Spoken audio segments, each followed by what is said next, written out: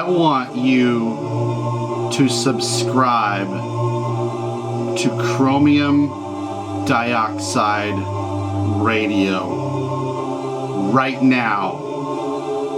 Do it. Out of the way. Hey, Smash Heads. I'm Brainsmasher. Collection update coming at your face. In the background. Oh, Heavy Death. Turning it up 3 or 4 notches. Eternal Darkness with Total Darkness. Grimy, sludgy, slow, morbid death metal from the early 90s. If you're new to the channel, this is going to be a lot of what I normally do. Shit from the 90s that nobody gives a shit about. Reissues, blah, blah, blah, blah, blah, blah, blah, blah, blah. I hope you subscribe and stick around, because I'm going to tell you about albums that are really, really good that nobody else gives a shit about. Because they're all dumb. Thanks for joining me. First off, look, I've got a ton of stuff in the last few weeks. This is just some of it. This is a lot of really, really good stuff. I'm really hyped on this stack. I'm really hyped on the retail therapy that Discogs has been bringing to my life lately. So this is a band that I first came across 15 years ago, maybe, or so, and I loved it when I downloaded it or YouTubed it or something. It's a really underground band, and somehow I just completely forgot what they were called. How to, I had been racking my brain for years how to figure out what this band was. I could kind of picture the logo in my head, and I knew they were from North Carolina or Virginia or somewhere around there.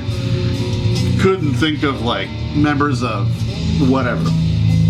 Couldn't fucking do it till the other day. So every once in a while, if I'm bored and can't sleep or something, I'll just Google a band name and see what comes up. Just looking through dead forums for posts from 15 years ago. I don't know why I do it. Sometimes it yields some interesting things. So somebody had posted about obtained enslavement, which is what I had Googled on a Facebook thread from some group I wasn't even a part of 10 years ago. Somebody was like, I love Obtained Enslavement, give me similar bands. A lot of stuff I knew, but this was one that was that's that fucking band I've been trying to think of from before. So connecting those two dots just felt like, holy shit. So not only that, but their only release has been reissued on CD 2015, 5 years ago. And I found the last remaining copy that I could find in a distro, Comatose Music, which I think is where I also found this Eternal Darkness. I got the last copy of it. The metaldetector.com helps me find dead stock shit that I missed out on when it came out in the last 5 or 10 years or so. And it's a really handy tool that I swear by. Metal Archives, Discogs, and the Metal Detector are my top 3 most visited websites ever. Anyways, this band is called Venom Thy Winds, and like I said, they were from North Carolina, and they only did a 2-song demo and then a 4-song EP called Blast of Winter. So this is Blast of Winter, the 4 songs from that EP, with 1 song from the first demo tacked onto it. And they only put 1 song on it because the other song is track 1 on the Blast of Winter EP. Killer fucking logo. This reeks of everything I miss about the 90s, and there was a lot of killer black metal coming out back then that was just shadowed by a lot of the titans of their time. And this is just such a example of that phenomenon. It was a CDR. I was kind of bummed that like it wasn't reissued like on a proper CD. So like I hope this holds up. It might be just like a Kunaki kind of deal. Anyways, I'm happy to have it for 10 bucks. There's nothing in here, just a piece of paper, but I'm just so pleased and so stoked to have reconnected with this band and this material. It's super, super riffy. It's not really like orchestral and complex. It's just like mean, fucking nasty, super riffy and speedy American black metal. For reference, for some of you fellow black metal nerds, 2 members of this band went on to form or I don't know, be in Mysteriarch, which is an awesome band. I've been meaning to pick up some of their stuff. It's kind of hard to find, but that's a band I'm kind of looking to get into next as I nerd out in my brain on this kind of stuff. It was originally released in '95, and it fucking rules. Maybe I'll put I'm sure I can get away with putting a clip of it in this video, so enjoy right now.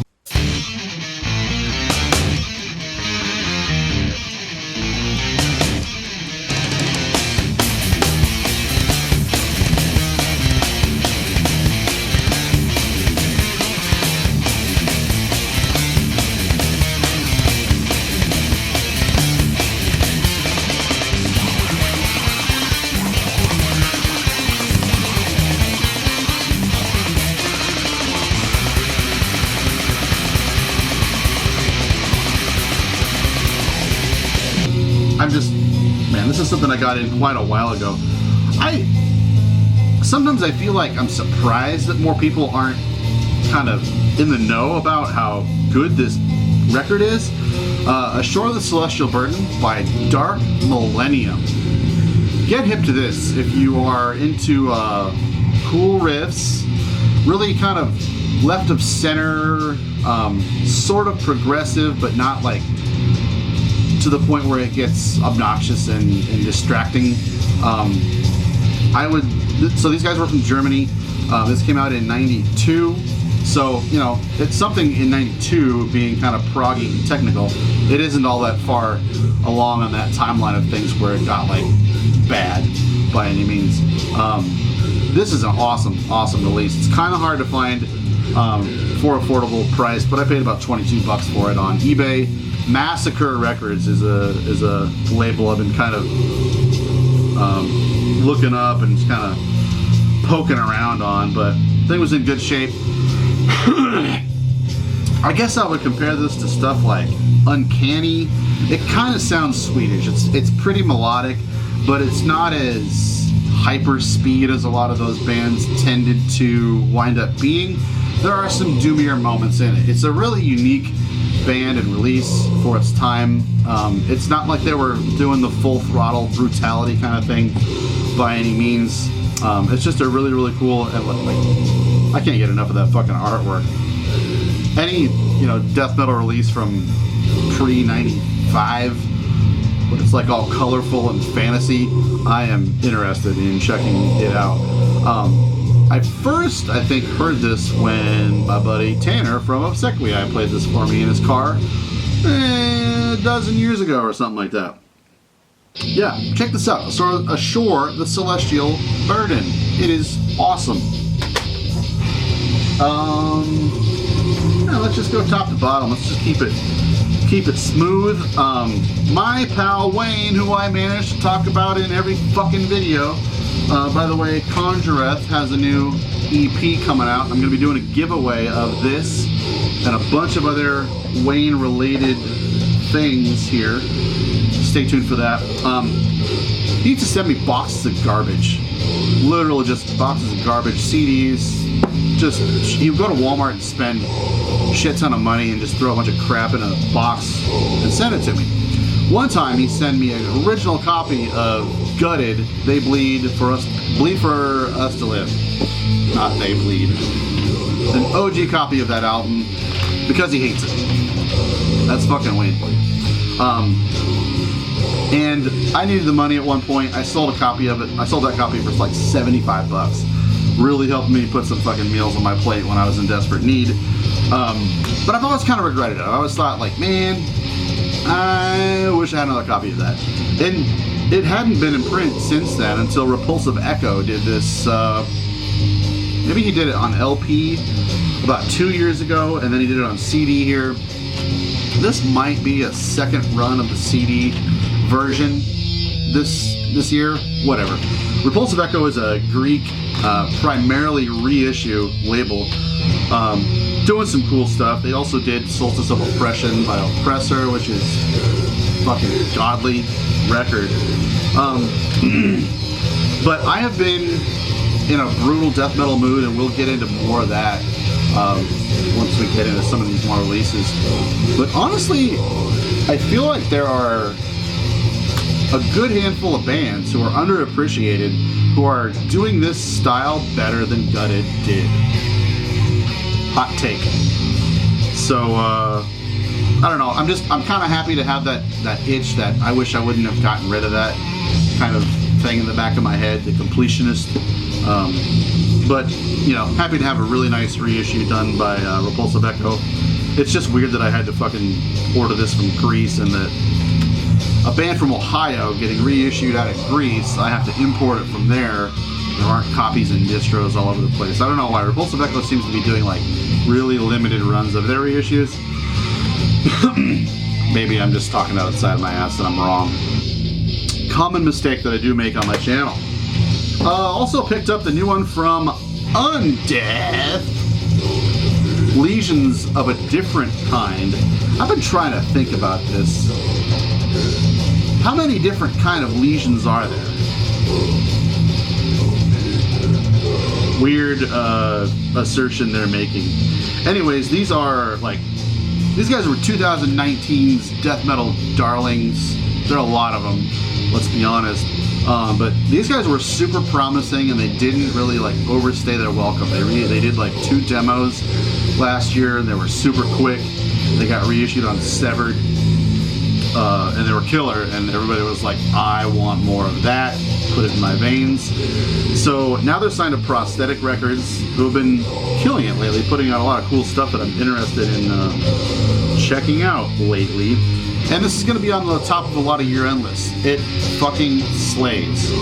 These guys are super young and talented and bringing forth a lot of old school death metal ideas. Nothing new, just doing it super, super fucking well. Just, I can't believe how, like, it's ambitious how diverse a lot of their styles are, and they're just throwing in stuff from all over the place, doing it brutally and making it sound like they're not just copycatting a lot of that kind of stuff. They've got a personality all their own, and yeah, I think this is a well-deserved, highly acclaimed band who are going to be doing a lot of good things once we get out of this fucking nightmare-y 2020 year. Oh man, this next one is a fucking banger. Don't let me forget. Remind me. Got a couple 12 inches over here I want to show you guys too. Anyways, here is an album that will be reissued on 12-inch apparently next year, I believe, if we make it out alive. So I don't really know where to begin with this, but the band is called Crystal fucking Age. Far Beyond Divine Horizons. If you know this album, you know what kind of a beast of an album this is. So I don't know if I probably downloaded this maybe 20 years ago, back when back when a lot of death metal was lost on me. Who knows? I was familiar with the album cover. I remember, yeah, spaceship, pointy spaceship and fucking planets or whatever. But I didn't really have like a picture of what it was like what the music was like in the back of my head. Buddy of mine the other day was like, hey, you have everything. Do you have Crystal Age, Far Beyond Divine Horizons? I was like, no, but you know what? I remember that being something I wanted to come back to. So I listened to like 2 tracks of it and I was like, holy shit. Put it on my eBay whatever list, save, search thing. Copy of it came up for like $35, and I was like, I'm in. You know, we're just not gonna get into it. I won the bidding war with 1 second left. I'm the champion. This record is the champion ultimately, but holy shit. So dudes were from Sweden, and I'm not able to pull off the top of my head what bands they were in. Anyways, this came out in like 94.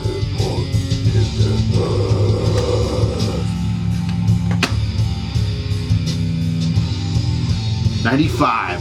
Sorry. Yeah, they were from Gothenburg. Doesn't sound Gothenburgy. Honestly, this is one of those rare gems that sounds like nothing else. It is insanely technical, ambitious, just intense as all fuck, and it sounds so wonderfully recorded. This is just a fucking masterpiece of an album. And the fact that it isn't reissued or available on CD, especially since Vic Records put this out back then. I've even messaged Vic Records and asked, are you planning on putting this out anytime soon? Because fucking get on it. Yeah, it's just amazing. There's a little band photo in there for you. So the reason this band like was laid to rest, I guess, and I kind of hate this fucking plague that happened in the late 90s. A bunch of talented, amazing, ambitious, original artists were making amazing music, and then they decided, I want to make traditional heavy metal. So these guys formed Hammerfall. That shit took off, and then Crystal Age just got fucking left in the dust, which is so sad because this sounds nothing like Hammerfall. Not a slack on Hammerfall. I just think there's a million other power metal bands doing that kind of thing really well. Hammerfall's just okay. This is just a fucking goddamn awesome release. Wow. Really happy to have the copy of this in my collection. Check that out.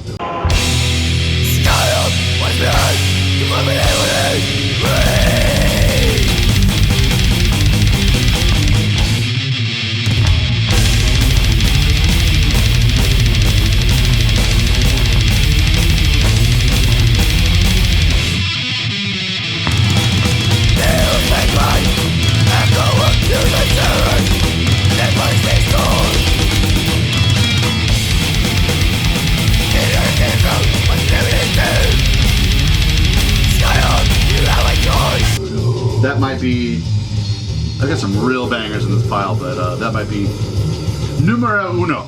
So also picked up this Baphomet. Come on there. It's called Death in the Beginning. Now, talk about a fucking band who has the most confusing discography there ever was. So, The Dead Shall Inherit is kind of, everybody knows that one. I've got an original copy of that. What I guess I forgot about, or what you might not know, is that there was a test pressing LP version of that album with like different track order, and it was unmixed, unmastered, and Peaceville did a test pressing version of it, 150 copies, something like that, the year before, and it was called Inheritors of the Dead, and that was a super sought after thing. And like, I kind of don't know why, because it's the same songs, give or take one or two songs, as The Dead Shall Inherit, which also remained out of print for years and years and years and years and years. So then that like test pressing pre-release has been reissued. This gets so confusing, and it was renamed yet again to Death in the Beginning. Why? I don't know. This fucking rules though. I had been I forgot that this wasn't like a lost album. Anyways, I've been meaning to go back and listen to The Dead Shall Inherit for many, many months. So it was fun just to kind of enjoy Baphomet again by grabbing a copy of this off my buddy Cal for 10 slammin' bucks. Super appreciate it. Severed Records, yeah, put this back in print. So I think they reissued it back in like 2012 based on my research, if I'm remembering that correctly. And now it's back in print again as of July of this year. So if The Dead Shall Inherit is for some reason not great enough for you, pick this up as well. It's a fine compendium to one of the greatest American death metal releases there ever were. Taking it all the way over to Slovakia for some hyper melodic death metal. This is Depressing. Man, is there any black metal in this entire? Yeah, kind of, I guess. Kind of coming up, but a little deathy lately. Depressing were from Slovakia. Still active as far as I know, but talk about a fucking riff machine. They're melodic, but I feel like in some cases you're like riffy, but then melodic is kind of another pursuit. And you can balance that really, really well. This is balanced very, very well. Somebody, I think it was Simon from Explosive Action, said that this reminds him of Hypocrisy. And that was like, that's it. Yeah. I'm not really into Hypocrisy. I should try and pick up more of their earlier records. Just never really got around to it. But this is an EP called The Grand Magnificence. And it's kind of one of those clever things where if you just showed me this having never heard it, I would say that's probably like a great Polish black metal thing from '96 or something. But it's not. It's really heavy, complex, well recorded, super killer stuff, and the riffs are just insanely fucking good. I need to pick up more of this band's stuff. They have another EP tacked on at the end of it, and There Came the Tears with Christ. Did I also find this in Comatose Music? I want to say I did. I think I ordered from them like twice in 1 week, and I got this and fucking whatever. Yeah, that rules. So, I am currently writing a long-form review of this record for the next issue of Arcane Archivist. I'm only like halfway done, and I sent it to Jesse just to check it out. And I said, is that too long? And he was like, yeah, it's too long. And I said, well, how about I write it twice as long as it already is? And he was like, okay. So I am smitten with this band, with his release. Of course, I've got another fucking CD in here at the moment. But the band is called Suffering. And the album is called Sowing the Seeds of Suffering. These guys are from Norway, and this came out in 1995. I don't want to pontificate and elaborate too much because I want you to try and pick up a copy of the second issue of Arcane Archivist. But man, I was floored by this fucking record. It's kind of rare. It's not in print. Arctic Serenades put this out, and Arctic Serenades is kind of one of those labels that I go back to when I feel like I really want to find something weird and old and original. I just kind of dig around in their discography. So actually what led me to this album, there's another YouTuber, he doesn't really do what I do. He doesn't really do what a lot of other metal YouTubers do. He just goes through his collection and he goes, this band, this band, this band, this band, this band, this band. And it's boring. It's not worth really watching, but the guy has a pretty insane collection of stuff that get me going. So every once in a while, if I'm just kind of like bored and I don't know what to do, or I'm looking for something new, kind of old and new, I go to his channel and I look through his boring ass videos, and like something will stick out to me. I'll be like, what's that? So Suffering came up, and he just Sowing the Seeds of Suffering. I looked it up and I gave it a listen, and holy shit, I am so absolutely head over heels for this weirdo, dissonant, doomy kind of death metal, black metal kind of thing. It's kind of none of those things and all of those things all at once. It is just a weird, weird album. After listening to about 2 minutes of it or so, I bought this copy of it for €30 from some dead stock distro in Finland. and I regret none of that whatsoever. This thing is just, this is exactly why I keep listening to and finding about old bands that I wasn't familiar with, because there are just absolute fucking gems just sitting out there waiting for me and you. I'm doing some of the work for you.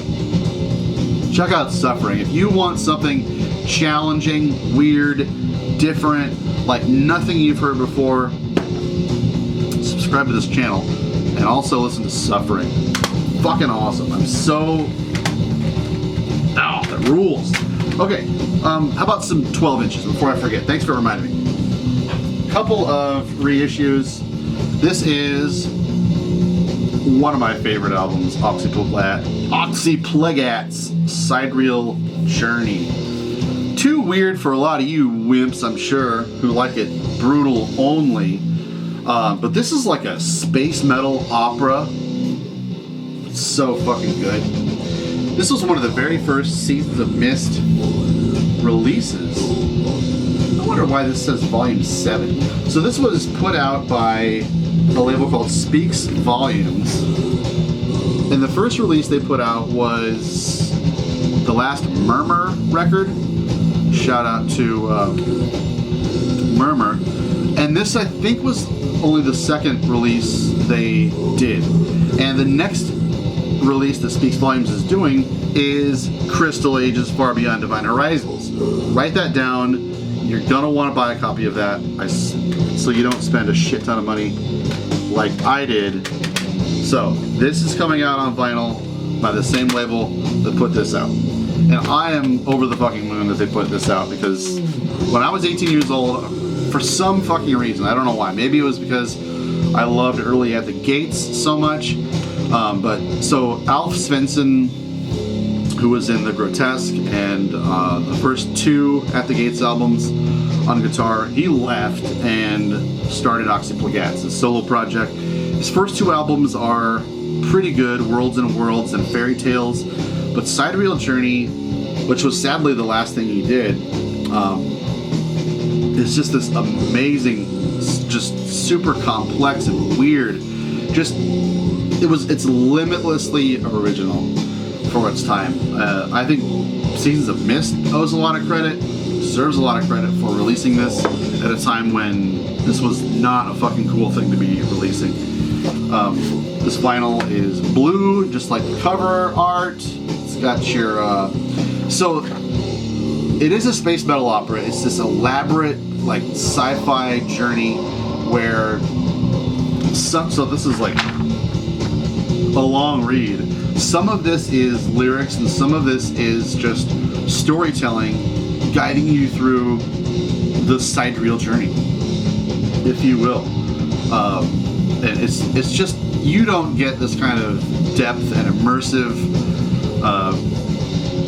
fantasy with a lot of albums out there. Been using these fancy ass anti-static sleeves. I don't know if you can even see the blue there. Yeah, it's a nice, real swirly kind of bluish kind of thing. I think it's funny how a lot of metal YouTubers or Instagrammers especially think that just because a vinyl color matches a color on the cover art, they go, "Isn't that amazing? It just looks, it's so perfect." I don't know. I'm not all that impressed by colored vinyl. I'm impressed by amazing albums, and this is one of them. I played this in the background of a video, I think.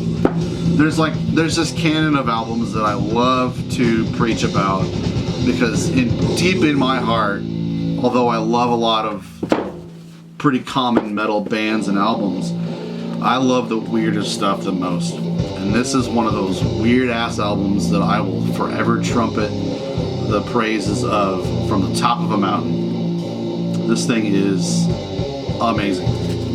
Man, you are so lucky to be viewing this amazing video full of amazing metal releases that you wouldn't otherwise care about.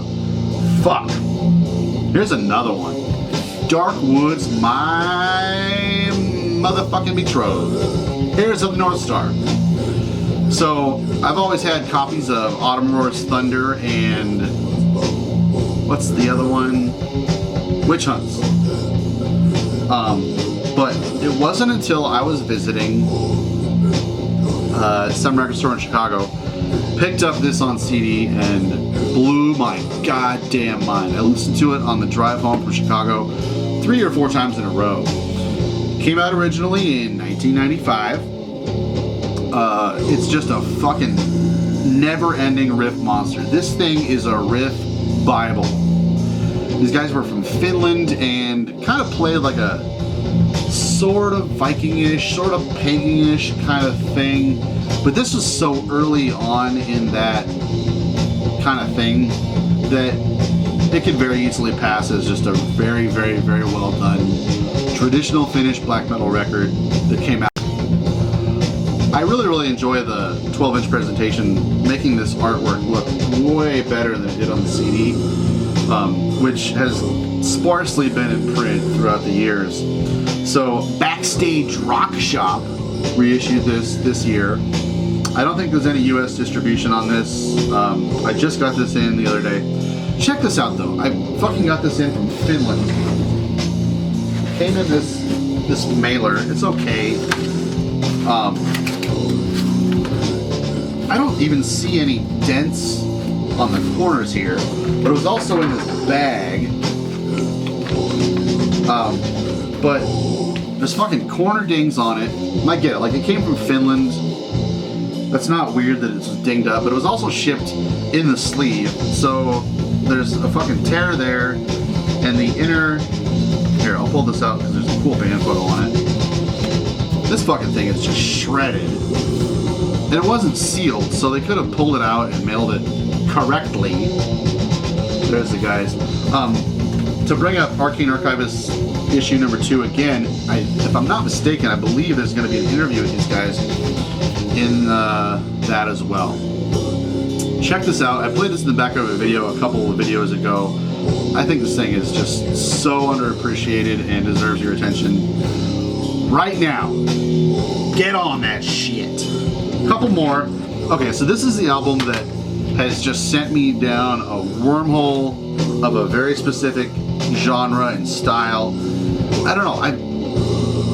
A lot of times I have like 5 or 10 albums that I just kind of go throughout the week, and that's what I listen to off and on. But lately it's been just like some album just gets in there and it's all I want to listen to. I have seen this thing pop up on a lot of Instagrams and whatever, I can't really remember. It's just like the more I see something that looks kind of interesting, the more I remember it, I think about it, I look into it, find out what, when something came out or whatever, what style it was. And I look for it on Bandcamp or I add it to my wish list or whatever. I've been seeing this come up a lot and I wasn't familiar with it. I think maybe back in the day I may have seen the album cover in some magazines or whatever, but this is one of the most laughably horrendous and like, this just begs to be glossed over because of how stupid this album cover is. Are you ready? Dehumanized with Prophecies Foretold. Don't judge the album whatsoever on this artwork, because if you do, you're missing out on a fucking banger. New York death metal through and fucking through. It obviously takes a lot of influence from Suffocation, stuff like Pyrexia, Malignancy. I never got into Malignancy or Pyrexia for that matter. I just kind of know what they're about. A little bit of Dying Fetus, not really into them either. This thing is just a perfect fucking iteration of a lot of those influences and taking them to an extreme before that kind of shit got gimmicky and shitty. This thing is just so devoid of any of those things that I would have expected this to be teaming with. It's just fucking brutal, skanky drum porn through and through. The riffs are so fucking good. Everything about this thing, even from the recording, just sounding exactly perfectly. There's even just like small touches that I absolutely love, like the way the cymbals are so muted.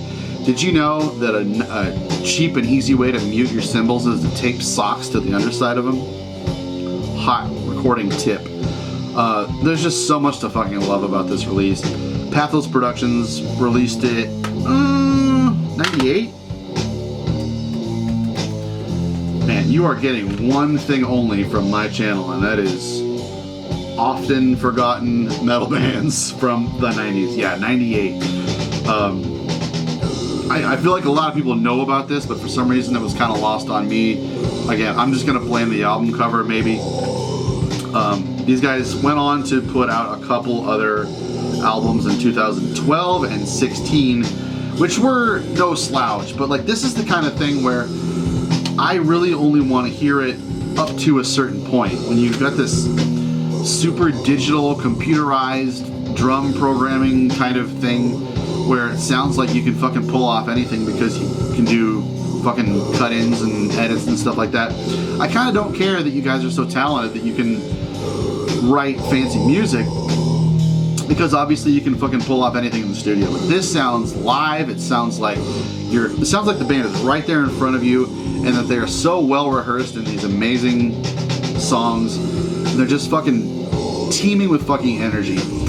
Another thing that I love about these more live sounding recordings is that you can just hear the extra nuance and just effort and emphasis and energy that these guys put into recording these songs. I imagine they were well seasoned playing live throughout New York, and once they got into the studio, they were just an absolute fucking steamroller blasting out these songs on this album. It sounds so fucking heavy and pleasing. Check this out if Dehumanized is for some reason lost on you. Two more. We're going back to Sweden here. I'm gonna look up and make sure I know when this came out. The band is called Sargoth, and this came out in 1998. This is something I kind of thought about picking up back when I saw it in catalogs back in the day when I was 17, 18 years old. Never got around to it. Maybe downloaded it at some point and liked it. But in the last few years, I've kind of thought, like, you know, maybe I ought to just pick up that Sargoth album. It's called Lay Eden in Ashes. So finally, I found a copy of it. There's this guy on Discogs. He has tons of stuff that I love getting from him. Puddle Monkey is his name on there. So I picked this up for like $6 or $7. I can't believe that this isn't more heralded as a fucking great album.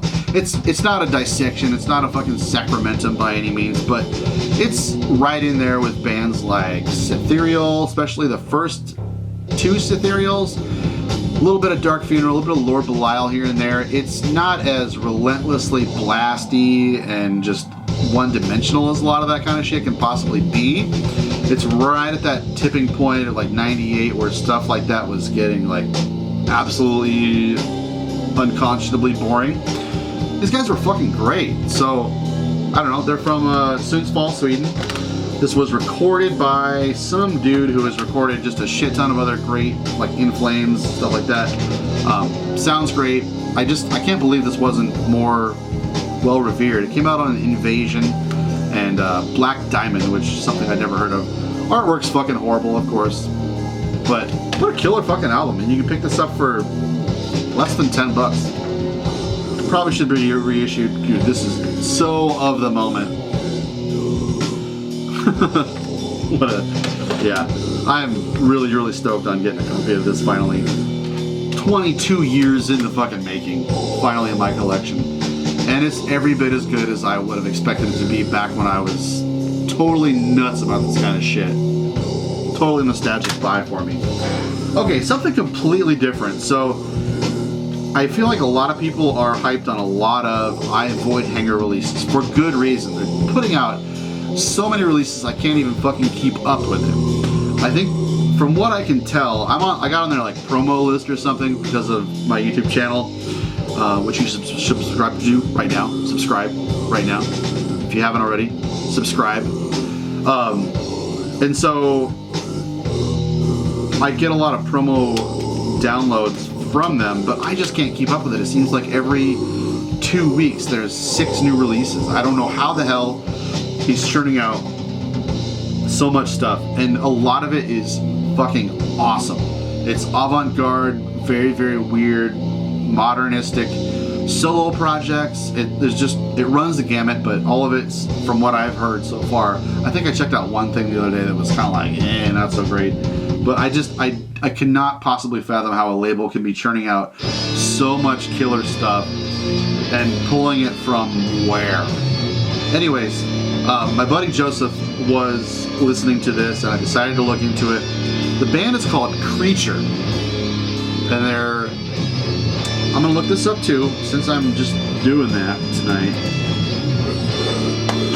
I want to say it's their first release, but I could be wrong. It is the third release this year. Already got 3 reviews, 91%. So I better check out the rest of this stuff. It's labeled as progressive black metal. And I get it, this is kind of a forgettable album cover that you would easily gloss over. I would personally. But this is a fascinating, interesting release. I was so fucking impressed with this thing. Where to begin? It reminds me a lot of that Oxyplegatz. Reminds me of other 90s stuff like Mutant from Sweden. That Aeonic Majesty album is fucking amazing. So it's kind of hyper speedy. It definitely relies on being like a solo project kind of thing. In fact, let me double check and make sure. Yeah, it's a solo project. But he's super illustrious and adding in a lot of orchestration and instrumentation. Just like it's boundlessly courageous and ambitious. I've been using that word a lot in this video. I don't know. I got a lot of ambitious releases and stuff here, so go sue me. There's a surprising amount of trombone on this release, and I know that's one of those instruments that you can't like bullshit on a computer. I looked into it. There is real trombone on this thing, and it is really, really tastefully done.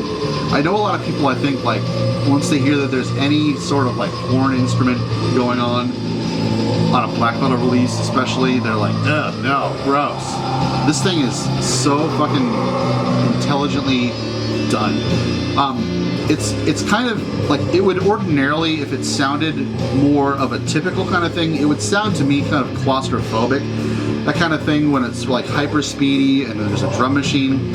I feel like that timbre of instrumentation and that mix, if it isn't really cleverly recorded, mixed, and mastered, it can get to be a really claustrophobic kind of thing, and I tune out of that kind of thing. But this is so well done. There's something about the way the drum machine or program or software, whatever it is, sounds that allows for a lot of breathing room to enjoy just the huge breadth of weird instrumentation and just cool ideas going on with this thing. There's keyboard passages through and through.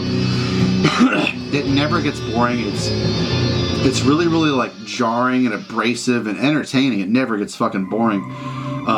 But it uses all of those things well, but it also is just like interesting. It never really gets boring. It always keeps your attention.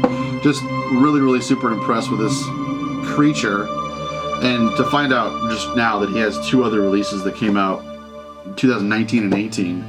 I'm stoked to check those out as well. So there's a ton of killer releases for you to check out in this video. I hope you do. Let me know your thoughts on any of these releases. And we'll see you in the next one. Bye bye.